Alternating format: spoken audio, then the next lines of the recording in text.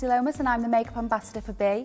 Today I want to show you these Be Creative Art Edition palettes, which have everything you need for the most gorgeous eyes, from a soft natural look to a more smoky finish with very groomed eyebrows. I'm going to use my model Chloe to show you some tips on how to use it. Now we're going to start with the eyebrows. Eyebrows are so important for any look, but particularly when you're doing your eyes.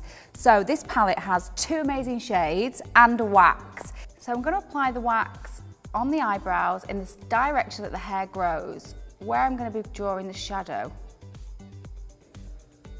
Each step that we do, we want to do one eye and then the other. So once you've applied the wax, you're then going to choose the appropriate colour to match your brow. Now obviously because Chloe's blonde, we want to go for the lighter colour. So if you want to dip your brush in the eyeshadow, you want to pay particular attention to the top and the bottom line of the brow, just to get really nice definition, and also at the arch. How come you dab that colour on your hand before you put it on? That's a good question. I dabbed the colour on my hand just to take off any excess, because what would happen if I didn't is you'd end up with too much colour in your brow, and once you get too much colour in the brow, you can't really get it out. So always dab it on the back of your hand first. If you do make any mistakes, I always find that your finger's the best eraser, so literally just wipe it off. Once you've got your brow shadow on and you've filled in all the sparse areas, you want to use your comb to just sweep it all through and blend any areas where you might have put a little bit too much colour. So brush upwards and outwards, and then use the top of your comb just to take those top hairs down a little bit. Right, now we're going to move on to the eyes. I'm going to start by priming the eyes. There's this amazing eye primer here. So I'm going to use my finger. I always find fingers are really great to work with on eyes. Just close for me. I'm just going to apply this all over the lid and blend it up towards the brow. Can you use that primer anywhere else on your face? Well, do you know what? It's got a really nice iridescent sheen to it. So what I would possibly do is use it just over the Cupid's bow here, and this will give the illusion of a much fuller lip. Works well as a highlighter as well underneath the brow. It comes out well in photos as well, doesn't it? Yeah. Now, moving on to the eyeshadow.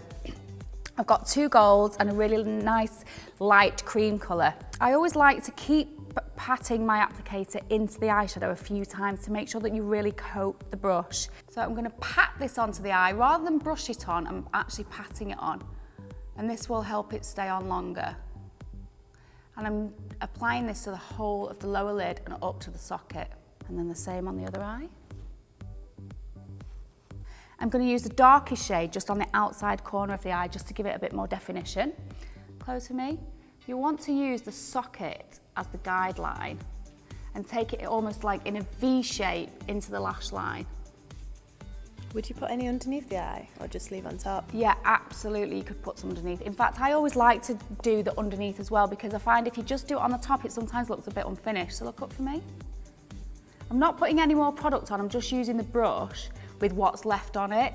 And then I'm just going to use a clean brush, it's got no product on it, and I'm going to blend. You could, if you wanted to, use your finger and just pat the colours out like this. Would you blend underneath the eye as well as the top? Well, I already did that. When I applied the product, I just used my finger, look up for me, and a clean finger, and just smudged right across. And what that does is it just blends it in one movement. I'm just going to use the lightest colour here on the inside corner of the eye and over the top of the eyelid. And always pat your brush, because that takes off any excess. You can put it underneath your eyes. And a little tiny dab underneath the brow bone. You don't want to do this whole underbrow area because that's quite dated, so it's just a tiny bit underneath the arch. The Be Longer mascara is my favourite mascara. It creates like little tubes that go around each lash, so literally your eyelashes stay upright all day. I'm just going to go right into the roots, give the brush a little wiggle and then pull it out. If you go in horizontally first with your brush, and then once you've got the mascara on and you want to fan out all the lashes, turn your brush around so that you use the point of the wand to just separate and comb. When I'm doing the underneath lashes, I kind of start right at the bottom of the lower lash and pat the colour into it, because otherwise you tend to find that you get a bit too much mascara on. So I'm going to finish the look with the Be Vibrant Lip and Cheek colour. You know I like multitasking products, so this can be used on the cheeks and on the lips.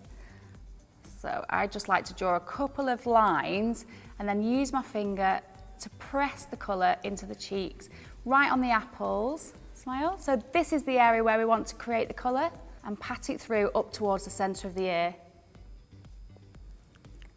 Because this is a crayon, it's really, really hydrating, and you could just apply it straight from... It feels really smooth, bullet. like Yeah. really hydrating. And there we have our Be Creative Look Volume 1.